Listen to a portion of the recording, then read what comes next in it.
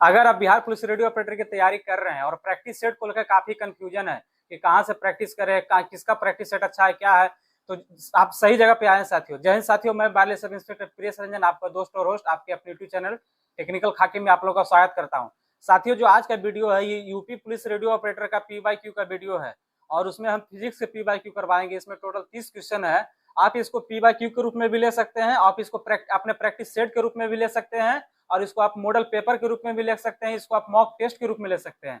तो इसको practice set के रूप में लेने का क्या मतलब है, जैसे हम क्वेश्चन करवाएंगे 1 से 30 तक, टोटल 30 क्वेश्चन है, तो आप प्रत्येक क्वेश्चन को पॉज करके आप उसका अपना आंसर, जैसे मान के चलिए कि इनमें से कौन सा बीमाहीन क्वांटिटी है, तो 4 ऑप्शन है, तो हम जो आंसर मारेंगे उससे पहले आप अपना आंसर कर लीजिए। उसके बाद देखिए टोटल 30 क्वेश्चन है, आप उसके बाद 30 को अटेम्प्ट कीजिए और फिर आप कमेंट बॉक्स में बताइएगा टोटल कितना क्वेश्चन सही हुआ है आपका। आप इसको एज एग्जाम के रूप में ही लीजिए। तो ज्यादा देर न करते हुए साथियों चलिए शुरू करते हैं क्वेश्चन नंबर 1 के पास। देखिए ये UP police assistant operator radio operator का क्वेश्चन है। आप लोग बोलिएगा कि भैया ये आप कहीं से भी ला दिए हैं, तो इसमें हम एक्चुअल आंसर को रिमूव किए हैं और कैंडिडेट के रिस्पॉन्स को हम यहाँ पे दिए हैं कि आपको ऑथेंटिसिटी भी पता चले, आप इसको अपना प्रैक्टिस सेट के रूप में भी मान सकते हैं। और ये हाँ, आप लोग का शिकायत रहता है कि भैया ये दोनों मीडियम में क्वेश्चन नहीं रहता था। देखिए भाइयों, यहाँ पे दोनों मीडियम में, हिंदी में भी है, इंग्लिश में भी है। क्वेश्चन नंबर 1 ओरिजिनली जो एग्जाम हुआ था उसका क्वेश्चन नंबर 59 था। आपको क्वेश्चन नंबर 1 से ही ध्यान देना है। निम्नलिखित में से कौन सी भौतिक राशि बीमाहीन है? Which of the following physical quantity dimensionless. तो देखिए दो चीज होता है, एक होता है यूनिट होता है, एक डायमेंशन होता है। तो डायमेंशन यूनिट मतलब मात्रक हो गया, डायमेंशन मतलब बीमा हुआ। तो देखिए सबसे पहले तनाव, स्ट्रेस। स्ट्रेस का फॉर्मूला क्या होता है? फोर्स अपॉन एरिया, ठीक है। एफ यानी न्यूटन बटे एरिया के क्या होता है, मीटर स्क्वायर। तो इसका डायमेंशन क्या हो जाएगा? फोर्स का डायमेंशन होता है ml टी पे पावर -2 बटे एल पे पावर 2। तो ये हो जाएगा इसका ml इनवर्स टी पे पावर -2। तो ये डायमेंशन लेस है? नहीं है, ठीक है। तो ऐसे भी आपको पता होना चाहिए कि जो जो यूनिट लेस होगा वही डायमेंशन लेस भी होगा। तो दूसरा दबाव, दबाव भी फोर्स अपॉन एरिया होता है, तो ये भी बराबर ही है।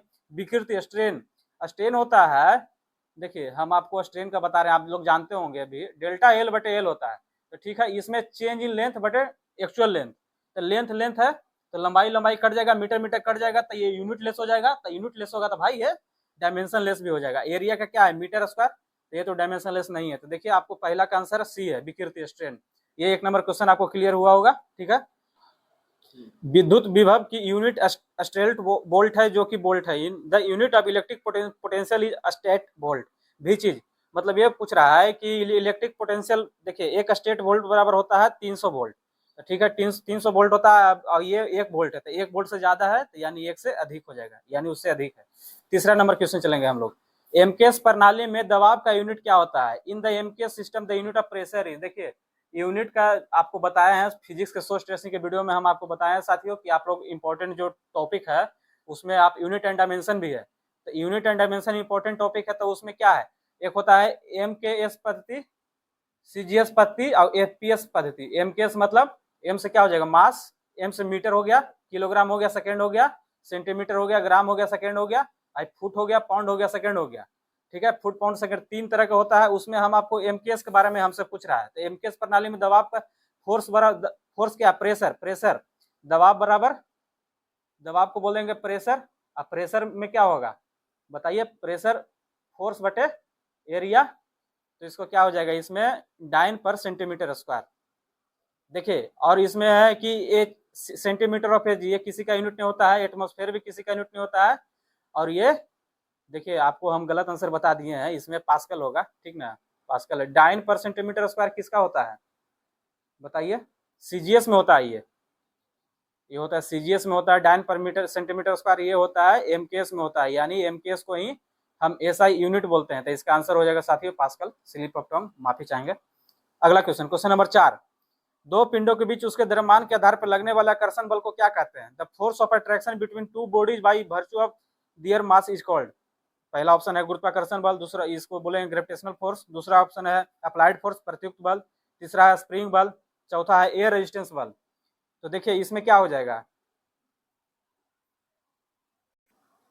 देखिए इसका आंसर हो जाएगा ग्रेविटेशनल फोर्स हो जाएगा आंसर। हम आपको क्या बोले हैं कि ये आंसर से आपको मतलब नहीं, इसको आप लोग हर एक ऑप्शन आपको पता होना चाहिए। देखिए अप्लाइड फोर्स क्या है, जो फोर्स हम लगाते हैं उसको अप्लाइड फोर्स कहते हैं। स्प्रिंग फोर्स क्या है? स्प्रिंग फोर्स खींची हुई स्प्रिंग द्वारा लगाया गया जो एक बल होता है, जो उसे उसकी मूल प्राकृतिक लंबाई में वापस लाने का प्रयास करती है। ठीक है, एक स्प्रिंग में क्या हो गया है, फिर से हम रिपीट कर दे रहे हैं भाई। स्प्रिंग फोर्स वो फोर्स होता है जो खींची हुई स्प्रिंग द्वारा लगाया गया बल है, जो उसे उसकी मूल प्राकृतिक लंबाई में वापस लाने का प्रयास करती है। और जो स्प्रिंग फोर्स होता है यह हुक्स लॉ को फॉलो करता है। अब पूछेगा भैया कि हुक्स लॉ क्या होता है, तो F बराबर -kx, ये हुक्स लॉ होता है। हाँ, और आपका एक और ये है कि भाई एयर रेजिस्टेंस फोर्स क्या होता है, तो एयर रेजिस्टेंस फोर्स एक तरह का फ्रिक्शनल फोर्स है। ये नॉर्मल फोर्स नहीं, एक तरह का फ्रिक्शनल फोर्स है जो एयर में ऑब्जेक्ट को मोशन, एयर में ऑब्जेक्ट के मोशन को अपोज करता है।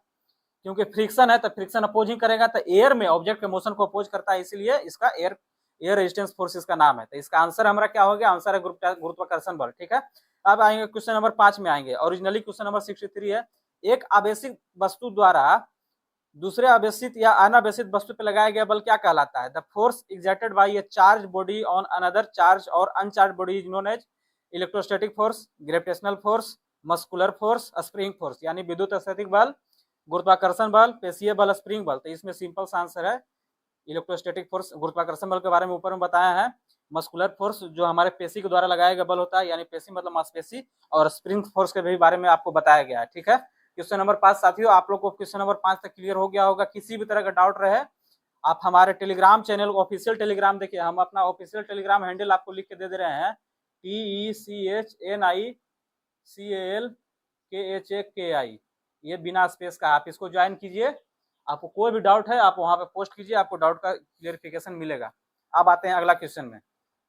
क्वेश्चन नंबर 6, निम्नलिखित में कौन सी एक विद्युत चुंबकीय तरंग है? Which of the following.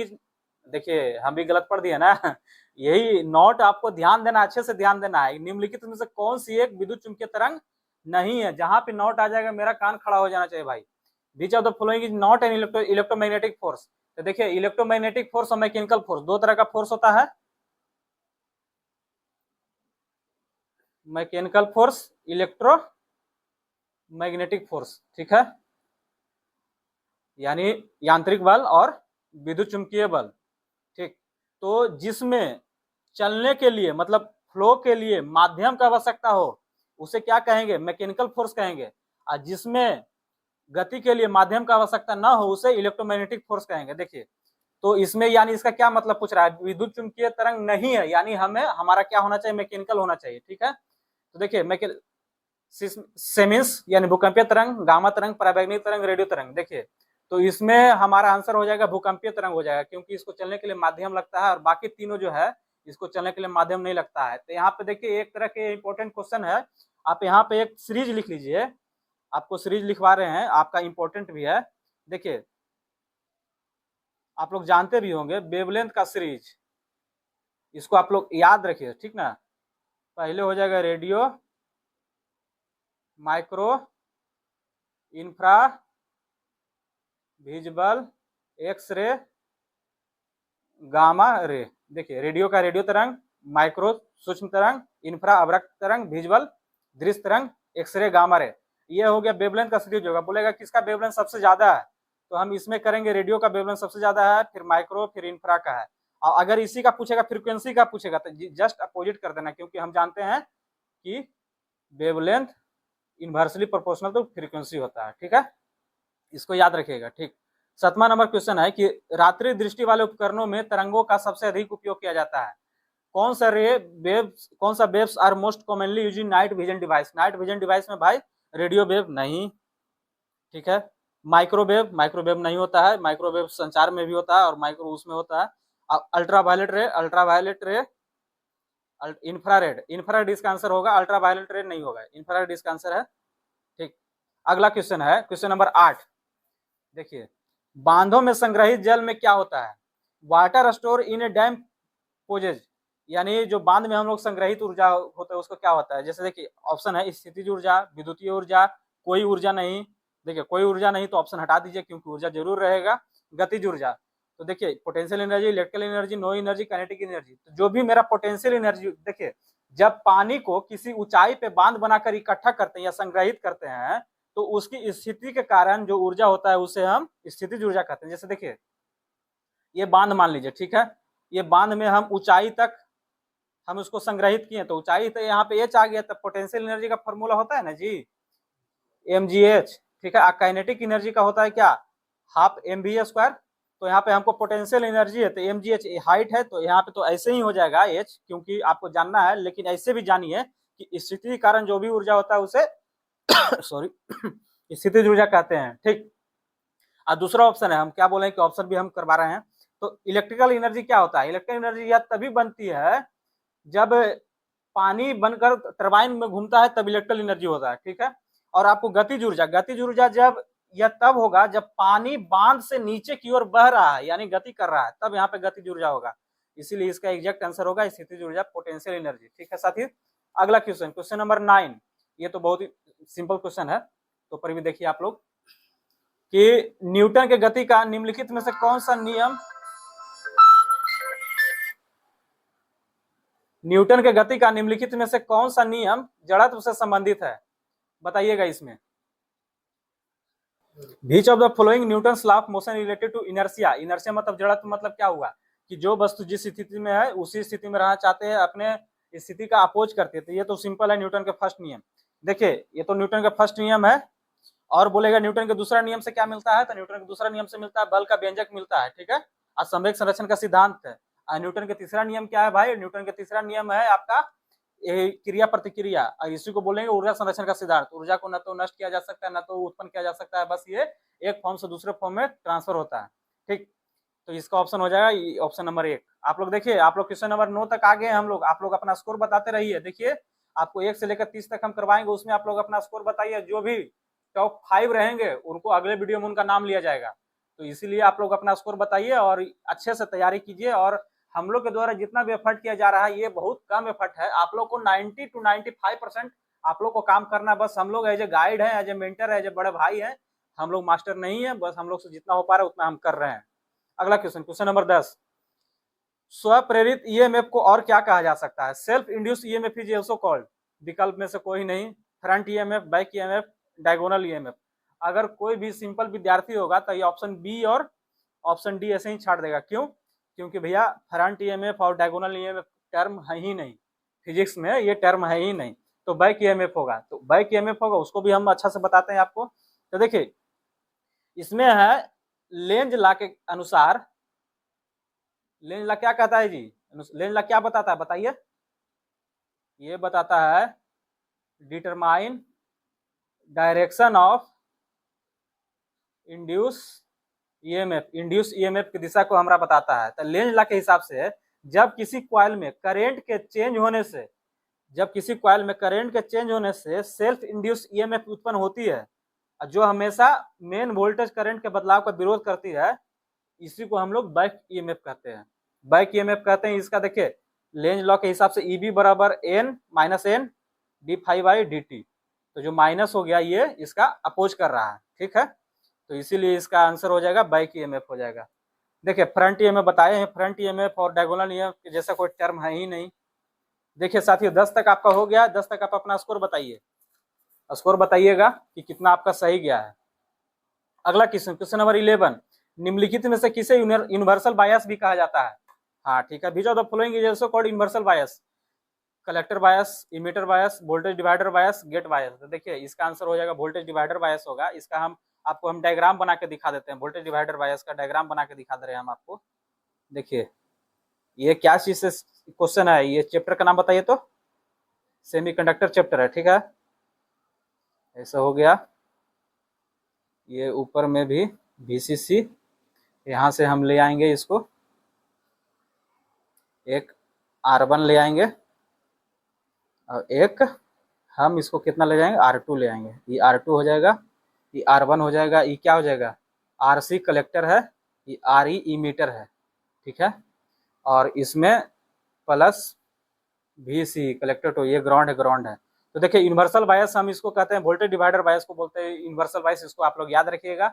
इसको क्यों बोलते हैं यूनिवर्सल बायस बताइए तो भाई, बिकॉज इसका Q पॉइंट स्टेबल होता है, ठीक है।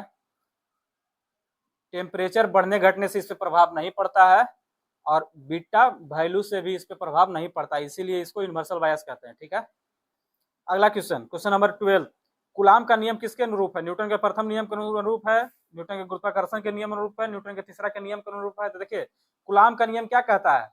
फोर्स बराबर के Q1 Q2 बटे आर स्क्वायर। तो जान रहे हैं कूलाम का नियम, आप जान रहे हैं भाई, ये कूलाम्स लॉ। आप देखिए न्यूटन का गुरुत्वाकर्षण का नियम क्या है भाई? F बराबर G यानी m1 m2 बटे आर स्क्वायर। देखिए ये दोनों लगभग हुआ ना, अनुरूप हुआ, एनालोगस हुआ। तो देखिए दोनों में जो आर है ये दूरी के वर्ग के व्युत्क्रमानुपाती है, तो यानी इसका आंसर हो जाएगा बी। देखिए आप लोगों को क्वेश्चन कैसा लग रहा है? क्वेश्चन आसानी लग रहा होगा, झारखंड पुलिस रेडियो ऑपरेटर से तो इसका क्वेश्चन आसानी लग रहा है। और जहां तक मेरा ऑब्जर्वेशन है और हमारी टीम का ऑब्जर्वेशन है, क्योंकि आपको देखिए 2 घंटे में आपको 100 क्वेश्चन करवाना है जी, और OMR बेस्ड एग्जाम है, बबलिंग भी करवाना है, तो आपको मोर और लेस इसी आधार पे आपका पेपर रहेगा। झारखंड पुलिस रेडियो ऑपरेटर के आधार पे इसका पेपर नहीं होना चाहिए। बट हाँ, हम लोग स्टूडेंट हैं, हम लोग तैयारी करेंगे, हम लोग दोनों के लिए, वर्स्ट केस के लिए भी तैयार रहेंगे और आपका नॉर्मल केस के लिए भी तैयार रहेंगे। और बहुत सारे भाई बोलते हैं कि भैया कट ऑफ कितना जाएगा? तो भाई जी बिना पेपर देखे हुए कट ऑफ कैसे कोई कर सकता है? अगर आपको पूरे एकदम है कि हमको कट ऑफ के अंदर लाना ही है, तो आप, हम बोलते हैं 70% आप मार्क्स ले आइए, आप कट ऑफ के अंदर जरूर रहिएगा। अगला क्वेश्चन, क्वेश्चन नंबर मेरा, एवलांस ब्रेकडाउन डायोड में ब्रेकडाउन वोल्टेज क्या होता है? एवलांस ब्रेकडाउन डायोड है वे ब्रेकडाउन वोल्टेज बीच। क्वेश्चन नंबर 13 है। तो देखिए इस has a negative temperature coefficient, have a is independent of junction temperature, has a positive temperature coefficient, is independent of temperature of coefficient. देखिए जो भी एवलांस ब्रेकडाउन वोल्टेज होता है और जेनर डायोड होता है, दोनों का रिवर्स बायस में काम करता है। बट एवलांसे में क्या होता है कि इसका वोल्टेज हाई होता है,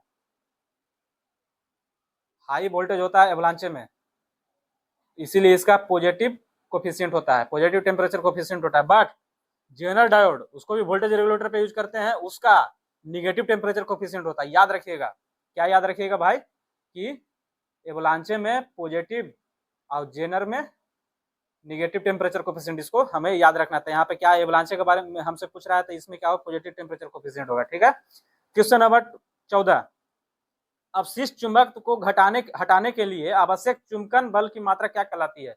the amount of magnetism force अब required to remove residual magnetism is.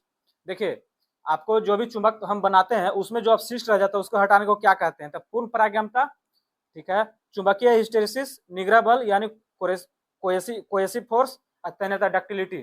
तो इसका आंसर हो जाएगा निग्रा बल हो जाएगा। क्यों? क्योंकि कोएसिव फोर्स अपोजिट डायरेक्शन में लगता है, इसीलिए इससे हटता है। और देखिए चुंबकीय हिस्टेरिसिस जो है ना, ये BH कर्व होता है। ठीक है, तो ये तो नहीं होगा, यही इसका आंसर है, निग्रा बल इसका आंसर है। ठीक, अगला क्वेश्चन है क्वेश्चन नंबर 15, पढ़िए आप लोग भी, कि 6 गुने 10⁻⁵ कूलाम मीटर द्विध्रुवीय आघूर्ण वाला एक इलेक्ट्रिक डायपोल जो विद्युत द्विध्रुव है 10⁻³ न्यूटन पर कूलाम के समरूप विद्युत क्षेत्र में क्षेत्र की दिशा के साथ 30 डिग्री का कोण बनाते हुए रखा गया है। विद्युत क्षेत्र द्वारा द्विध्रुव पर लगाए गए टॉर्क का मान ज्ञात करो। टॉर्क पूछ रहा है, यानी टॉर्क मतलब टाउ। तो टाउ बराबर क्या होता है बताइए तो? PE sin theta. देखिए आप इस पे बना दीजिएगा, आप लोग इंग्लिश में पढ़ देते हैं भाई। An electric dipole of dipole moment, यानी P दिया हुआ है मेरा 6 गुने 10⁻⁵ coulomb per metre, is placed in uniform electric field दिया हुआ है। ठीक है, ई दिया हुआ है मेरा। देखिए यूनिट का भी ध्यान रखना आपको हमेशा, सेंटीमीटर, मीटर, ये सब याद रखना है। तो 10⁻³ न्यूटन पर coulomb is making an angle, theta दिया हुआ है 30 degree, with the direction of field determine the torque. नहीं निकल जाएगा दोस्त? हाँ भैया निकल जाएगा, निकालिए आप लोग आराम से निकालिए। टाउ बराबर P दिया हुआ है 6 × 10⁵, ई दिया हुआ 10⁻³ और गुने साइन थीटा 30, साइन 30 का मान कितना हो जाएगा? 6 गुने 10⁻⁵ -3 गुने साइन 30 1/2 होता है, यानी 3 गुने 10⁻⁸ हो जाएगा। ठीक है, आपको देखिए क्या है इसमें फॉर्मूला भी आपको हम बताए हैं ना कि NCERT का जितना भी फॉर्मूला है सब चैप्टर का आपको याद रहना चाहिए, इससे आप थोड़ा सा एज में रहिएगा। और फॉर्मूला के लिए आप हम लोग का डिस्कशन ग्रुप में एक भाई के द्वारा डाला भी गया है PW का, वो अच्छा है, जो अच्छा चीज़ है उसको हमेशा अप्रिशिएट करना चाहिए। तो आप उसको अच्छे से पढ़िए और आपको फार्मूला तो याद ही रहना चाहिए, आपका सही टेबल पे फार्मूला लगा रहना चाहिए। जैसे हम आपको ये जीके जीएस के भी वीडियो में बोले थे कि आपके पास इंडिया का मैप और बिहार का मैप, फिजिकल नहीं पॉलिटिकल मैप, आपको सही टेबल पर आना चाहिए। और जो भी जीके जीएस का सोर्स ट्रेसिंग का वीडियो नहीं देखे हैं वो लोग जरूर जाके देखिए, बहुत अच्छा रिस्पॉन्स आया आप लोग के द्वारा, तो काफी फ्रूटफुल भी होगा आपके लिए। अगला क्वेश्चन, क्वेश्चन नंबर 16, जूल प्रति कूलाम किसकी यूनिट है? तो बहुत आसान क्वेश्चन है। विद्युत विभव, इलेक्ट्रिक पोटेंशियल, विद्युत क्षेत्र, इलेक्ट्रिक फील्ड, विद्युत तीव्रता, इलेक्ट्रिक इंटेंसिटी, विद्युत धारा। विद्युत धारा तो ऐसे भी नहीं होगा। तो देखिए इलेक्ट्रिक पोटेंशियल, इलेक्ट्रिक पोटेंशियल क्या हो जाता है? V बराबर वर्क बटे चार्ज, वर्क बटे वर्क मतलब क्या हो जाएगा? जूल, और चार्ज हो जाएगा कूलाम। ठीक है, तो जूल पर कूलाम वही तो पूछ रहा है हमको, विद्युत विभव हो जाएगा।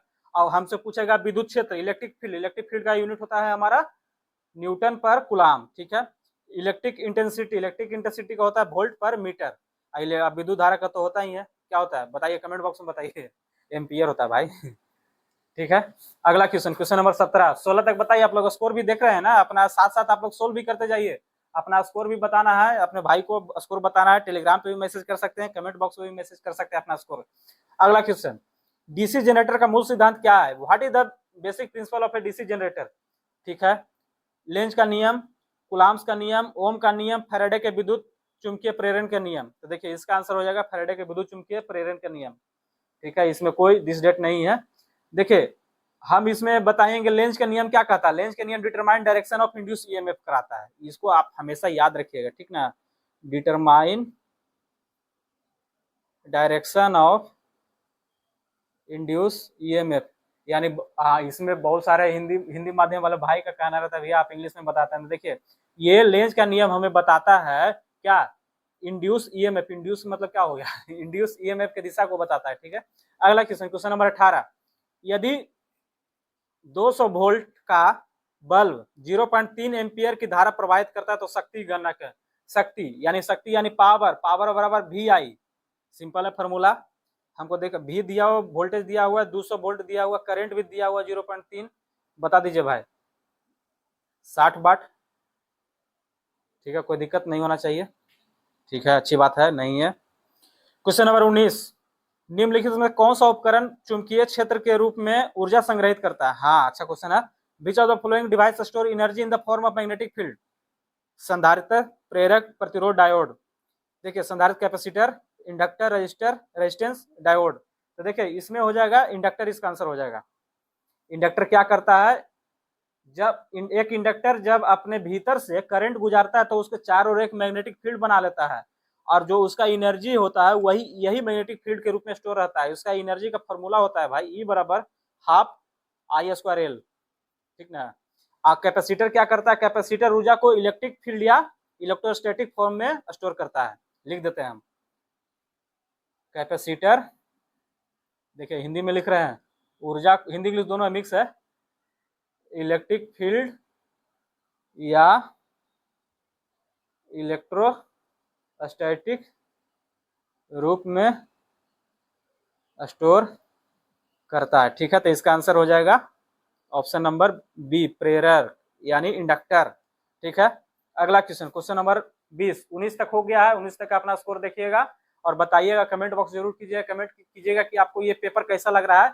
झारखंड पूर्व रेडियो ऑपरेटर से आसान है या हार्ड है या उसी के लेवल का है, और आपका तैयारी कैसा है? ये तैयारी इवोल्यूशन भी एक तरह से है। ठीक है, धारा के घनत्व का ऐसा यूनिट क्या है? देखिए करेंट डेंसिटी, धारा घनत्व, करेंट डेंसिटी जिसको हम जे से डिनोट करते हैं। तो देखिए करेंट डेंसिटी क्या होता है? Amount of electric current flow per cross sectional area. Cross sectional area में, ये क्रॉस सेक्शनल एरिया है, इसमें जो इलेक्ट्रिक करंट फ्लो होता है एक यूनिट क्षेत्रफल में, वही इसका धारा घनत्व है। इसको हिंदी में पढ़ देते हैं भाई, हम बता देते हैं कि प्रति इकाई अनुप्रस्थ काट के क्षेत्रफल में बहने वाली धारा, लिख देते हैं प्रति इकाई अनुप्रस्थ काट के क्षेत्रफल में बहने वाली धारा क्या कहलाता है? धारा घनत्व कहलाती है। तो क्या हो जाएगा जे, तो प्रति इकाई यानी एरिया नीचे हो जाएगा। फ्लो ऑफ करेंट, करेंट का क्या यूनिट है बताइए, एम्पियर, तो एम्पियर पर मीटर स्क्वायर, क्षेत्रफल है एम्पियर पर मीटर स्क्वायर, ठीक है, एम्पियर तो नहीं होगा। और न्यूटन पर मीटर क्या है, न्यूटन पर मीटर है प्रयाथी का यूनिट है, सरफेस टेंशन का यूनिट है, सरफेस टेंशन यानी इसका क्या हो जाएगा, पृष्ठ तनाव, इसका यूनिट है, ठीक है। तो देखिए आपको साथ साथ ऑप्शन के बारे में भी थोड़ा बहुत जानकारी आपको मिल रहा है, तो आपको ऐसे ही करना है। कहीं भी आप टेस्ट दे रहे हैं भाई, आप टेक्स्ट बुक पे टेस्ट दे रहे हो या कहीं भी टेस्ट दे रहे हो या किरण पब्लिकेशन कहीं टेस्ट मार लगा रहे हो, आप प्लेटफॉर्म का टेस्ट लगा रहे हो, तो बस हमें क्या आंसर आ गया, जैसे इसी में ठीक है, धारा का घनत्व ऐसा unit ampere per metre square. इसके अलावा भी हमको देखना है कि हाँ न्यूटन पर मीटर, दिमाग में सोचेंगे न्यूटन पर मीटर किसका यूनिट है, किसका यूनिट है, किसका यूनिट है, हाँ सरफेस टेंशन का यूनिट है। तो इस टाइप से आप रिलेट करके पढ़ेगा ना, तो इससे आपका रिवाइज भी होगा, थोड़ा सा कॉन्फिडेंस भी आएगा, ठीक है। अगला क्वेश्चन, क्वेश्चन नंबर 21, 20 तक हो चुका है। आप लोग इसी तरह से इस यहाँ तक अगर आप वीडियो देख चुके हैं तो आपको जरूर ये वीडियो पसंद आ रहा होगा, तभी यहाँ तक आप आए हैं। तो इस वीडियो को जितने भी रेडियो ऑपरेटर की तैयारी करने वाला साथी है उनके तक जरूर शेयर कीजिए और लाइक कीजिए, कमेंट कीजिए। और हाँ, हम बोलेंगे कि आप 20 तक देखें, 30 तक भी पूरा देखिए, क्योंकि हम लोग के पास जो स्टैटिक्स आता है उसमें बहुत सारा देखा गया है कि 30 मिनट का भी वीडियो में एवरेज वाच आवर होता है 2.3 जो 2.5 मिनट। तो भाई आप 30 मिनट के वीडियो में 2.5 मिनट देख के आप क्या सीख लीजिएगा। तो यहाँ पे हम लोग का मेहनत भी मतलब बर्बाद ही एक तरह से जाएगा। और ये कहीं आपको फ्री में कंटेंट आपको कहीं नहीं मिलेगा इतना अच्छा जो हम लोग का जुगाड़ करके ला रहे हैं इधर उधर से। रेडियो ऑपरेटर वहाँ जो है रेडियो ASI है उनसे कंसल्ट करके हम लोग ला रहे हैं। और आप लोग बने रहिए, रेडियो ASI वाले भी मित्र ज्यादा वो ना होइए, आप लोग के लिए भी बहुत ही जल्द अच्छा चीज आने वाला है हम लोग के चैनल पर। क्वेश्चन नंबर 21, स्वतः स्फूर्त चुंबक किसकी सबसे महत्वपूर्ण विशेषता है? Spontaneous magnetization is the most important characteristic of. देखिए स्पॉन्टेनियस मतलब क्या होता है, जैसे स्वतः स्फूर्त मतलब तुरंत अपने से, मतलब क्या है, ये चुलबुला मतलब ये हलचल वाला है। तो ये क्या है, चुंबक तो जो भी होगा हमारा जो चुंबक मटेरियल होगा वही ना होगा जी। तो इसमें जो इसका आंसर हो जाएगा लौह चुंबकीय सामग्री होगा। इसका सिंपल है, ये कॉमन सेंस का क्वेश्चन था, ठीक है। फिर से बता दे रहे हैं, जैसे देखिए लौह चुंबक जो में क्या फेरोमैग्नेटिक मटेरियल होगा उसी में ना खुद से चुंबक का गुण आएगा। और बाकी समय क्या है, पैरामैग्नेटिक डायमैग्नेटिक, ये तो एंटी तो अलग से ये तो होगा ही नहीं, ठीक है। अगला क्वेश्चन नंबर 22 क्वेश्चन नंबर पढ़िए आप लोग। जेनर डायोड का दूसरा नाम क्या है? What is the other name of Zener diode? Breakdown diode, varactor diode, tunnel diode, Schottky diode. तो देखिए जेनर डायोड क्या होता है, जेनर डायोड आपको बताए हैं जो वोल्टेज रेगुलेटर, जेनर डायोड को वोल्टेज रेगुलेटर के रूप में यूज कर सकते हैं हम। ये रिवर्स बायस में काम करता है, ये ब्रेकडाउन रीजन में सुरक्षित रूप से कार्य करता है जहां वोल्टेज कांस्टेंट रहता है, ठीक ना। तो ये ब्रेकडाउन डायोड इसका नाम हो गया। जेनर डायोड का दूसरा नाम ब्रेकडाउन डायोड है। ये बैरेक्टर डायोड क्या होता है भाई, तो वोल्टेज वेरिएबल कैपेसिटेंस की भांति काम करता है बैरेक्टर डायोड, ठीक है। टनल डायोड क्या होता है, तो work on quantum tunnelling effect पे काम करता है, टनल डायोड काम करता है। शॉर्टकी डायोड आप लोग सर्च कीजिएगा शॉर्टकी डायोड के बारे में, सब चीज जानना ये हम लोग से, आप लोग भी थोड़ा बहुत मेहनत कीजिए, ठीक है। 23 नंबर क्वेश्चन, 2 kg द्रव्यमान को 5 मीटर पर सेकंड स्क्वायर पर या 4 kg द्रव्यमान को 2 मीटर पर सेकंड स्क्वायर पर त्वरित करने के लिए किसमें अधिक बल की आवश्यकता होगी? Which would required a greater force accelerating a 2 kg mass at 5 metre per second square और a 4 kg mass at 2 metre per second square. देखिए F1 बराबर M1 A1 स्क्वायर, F2 बराबर M2 A2 square.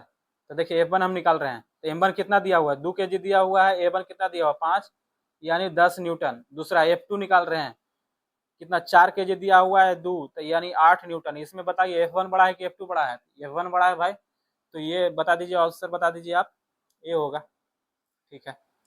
24 number question, किसी वस्तु द्वारा बल लगाने पर किया गया कार्य शून्य होगा यदि वस्तु का विस्थापन, ठीक है, ये हिंदी इंग्लिश पढ़ देते हैं भाई। The work done by an object on application of a force would be zero if the displacement of the object is. देखिए क्या पूछ रहा है हमसे, वर्क पूछ रहा है, तो वर्क का हमको फॉर्मूला याद होना चाहिए, W बराबर FD cos थीटा, जहां F क्या है फोर्स है, D है डिस्प्लेसमेंट, cos थीटा, थीटा जो उसके बीच का कोण होगा वो होगा। तो देखिए क्या बोल रहा है कि किया गया शून्य होगा जब वस्तु का विस्थापन शून्य हो जाए।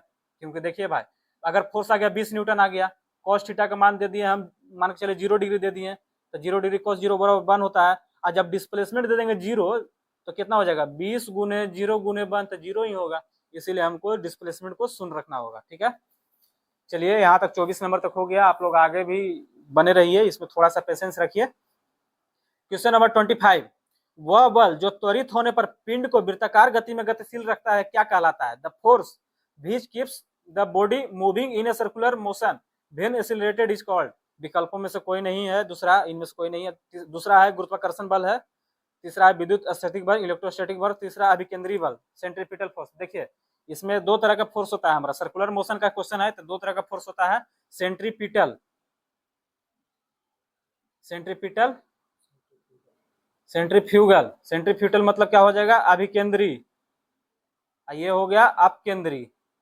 तो आप मतलब दूर, अभी मतलब पास। ठीक है, तो देखिए हम इसको ऐसे बनाएंगे, इसमें देखिए दोनों इंपॉर्टेंट है आपको। एम मास का ऑब्जेक्ट है, ये ऑर्बिट पे घूम रहा है, इसमें पहला ये क्या हो जाएगा? सेंटर ऑफ मेन सेंटर हो गया, तो इसमें हम ये भी वेलोसिटी हो गया, सेंट्रीपिटल फोर्स लगा गया, तो उसका एफ बराबर हो जाएगा एम बी स्क्वायर बटे आर।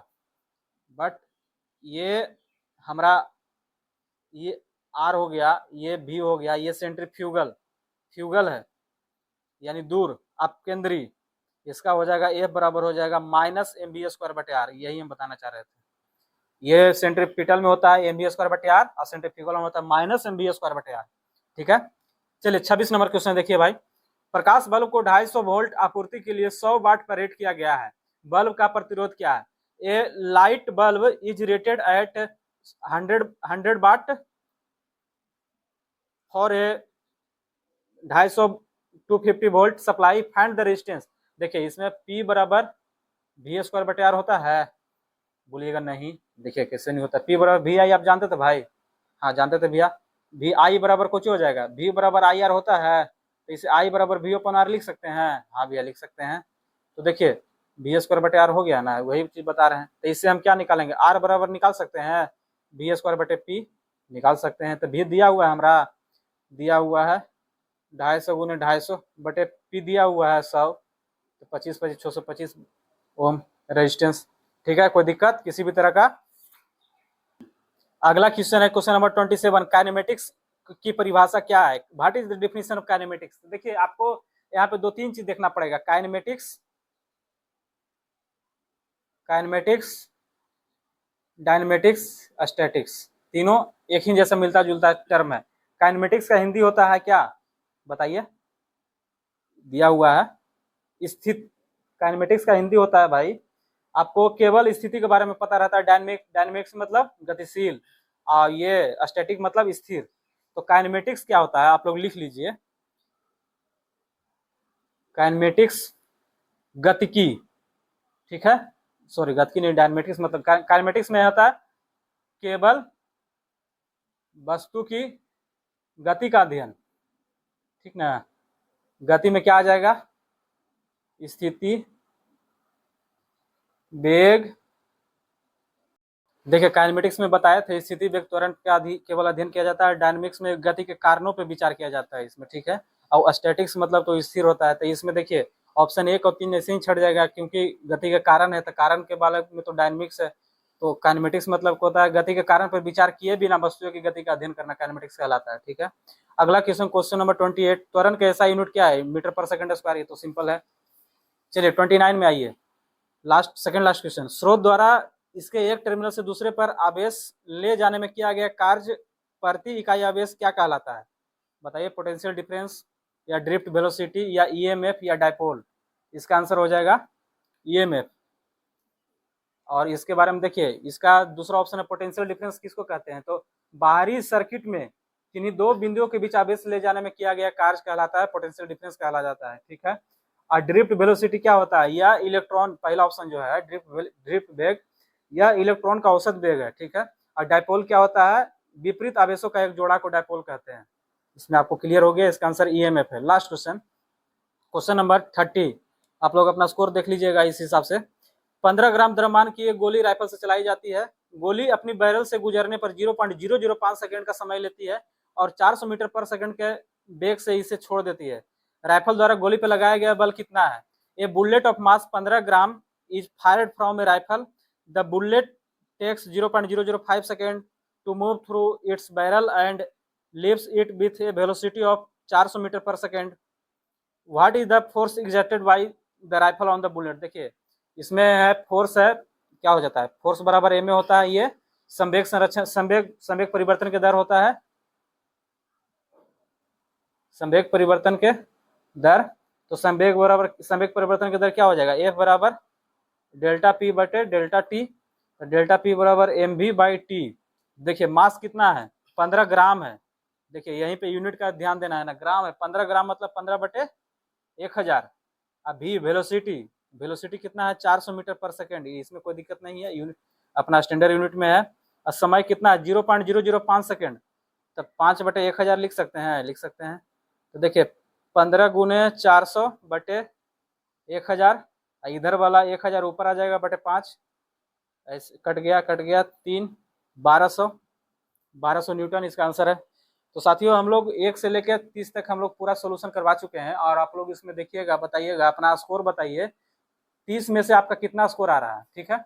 और इसी तरह से आगे का भी वीडियो आएगा, तो ये पार्ट 1 है, पार्ट 2, पार्ट 3, पार्ट 4, पार्ट 5 तक इसका आना चाहिए, क्योंकि यूपी पुलिस रेडियो ऑपरेटर का क्वेश्चन है। आप इसको अपने प्रैक्टिस सेट के रूप में भी मान सकते हैं। तो इसी तरह इस वीडियो को अपने दोस्तों के साथ शेयर कीजिए, और आप चैनल पे नए हैं तो चैनल को सब्सक्राइब कीजिए, और इसी तरह से पढ़ाई अपना जारी रखिए। और जो फिजिक्स का जो है उसमें आप न्यूमेरिकल बेस के लिए सिर्फ फार्मूला पे ध्यान दीजिए, और किसी भी तरह का कोई डाउट हो तो हमारे टेलीग्राम चैनल पर कंसल्ट कीजिए, और अपने माता पिता का ख्याल रखिए। जय हिंद सर।